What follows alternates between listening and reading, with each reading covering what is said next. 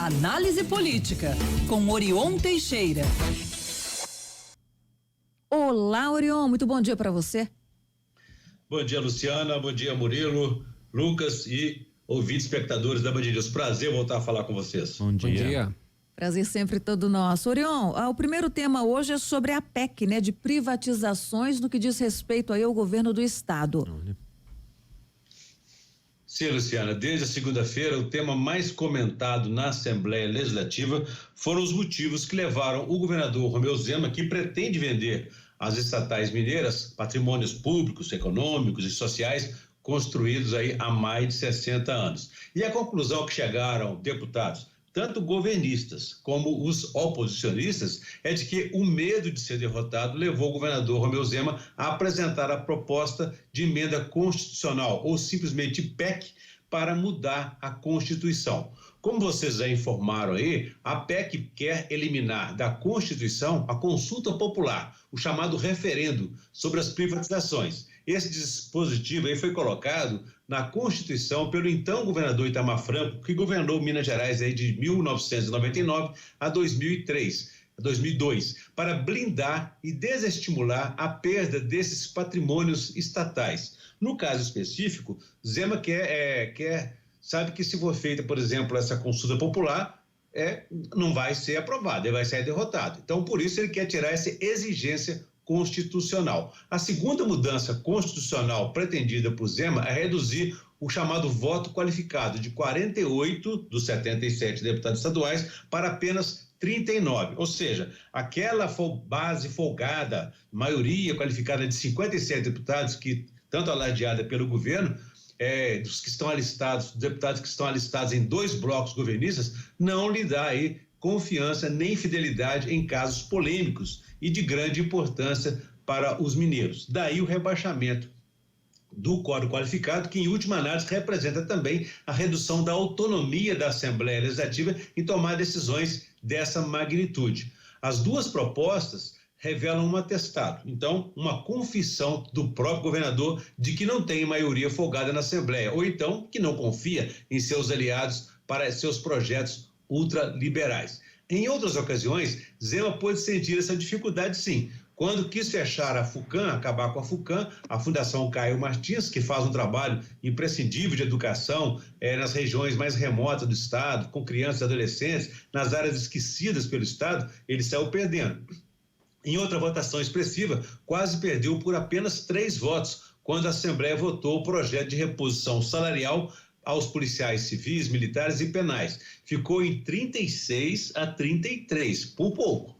Agora, de novo, o risco de confronto. Os deputados terão que votar essas medidas antipáticas e antipopulares às vésperas das eleições municipais do ano que vem. Tudo somado, Zema então vai para o tudo ou nada. Se vencer, irá desmontar as empresas estaduais. Se perder, aí é o fim. Orion, e como é que você avalia essa questão da federalizar ou privatizar, né? Quais são aí a sua avaliação em relação aos 2 extremos? Como é que está essa discussão?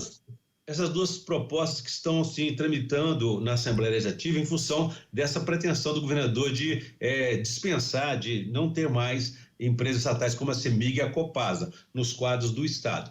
A costumeira falta de diálogo do governo provocou então mais uma torre de Babel nessas repercussões aí. O próprio líder do governo na Assembleia, João Magalhães, do MDB, chegou a apoiar a proposta da oposição de federalização das empresas estatais. Uma hora depois, ele mudou de posição, recuou. Em entrevista coletiva, João Magalhães afirmou que a federalização poderia gerar mais recursos para o caixa estadual do que a privatização, mas diz também não saber se Zema aceitaria a alternativa. A proposta de federalização é defendida pela oposição. Magalhães já defendeu a medida antes de virar líder do governo, mas agora não pegou bem para ele, razão pela qual, depois da entrevista, ele divulgou a nota recuando da sua posição.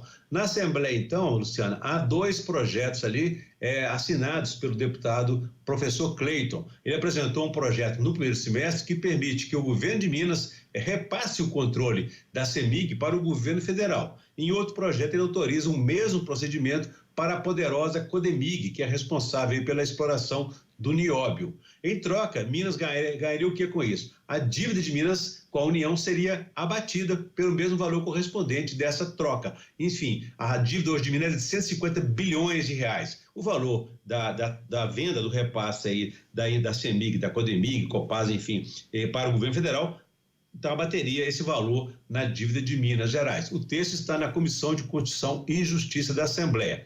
A oposição questiona o desinteresse do governo pela proposta, suspeitando que, em vez de pagar a dívida de Minas, ele estaria mais propenso a favorecer grupo de empresários, amigos interessados em se apropriar das empresas estatais e que não teriam o mesmo interesse público de atender às regiões mais pobres do estado. Então, por meio de nota, o governo de Minas se manifestou afirmando que a federalização não resolveria o problema e reforçou o interesse em desestatizar as empresas públicas, segundo ele, em nome da melhoria dos serviços prestados. Então, federalizar ou privatizar as empresas estatais será então um novo embate entre o governo estadual e a oposição durante a tramitação dessa PEC, que facilita a venda das empresas estatais mineiras. A oposição pode então ganhar aí alguns votos de dissidentes da base do governo. Bom, Orion, a gente fica por aqui, mas você volta depois de amanhã, quarta-feira, mais que combinado então, Orion? Sexta-feira estarei então de volta, a gente volta a se falar. Um abraço para você e todos os nossos ouvintes. E quem quiser saber mais pode consultar meu blog, www.blogdorion.com.br. Um abraço a todos e façamos um bom dia. Façamos, Orion.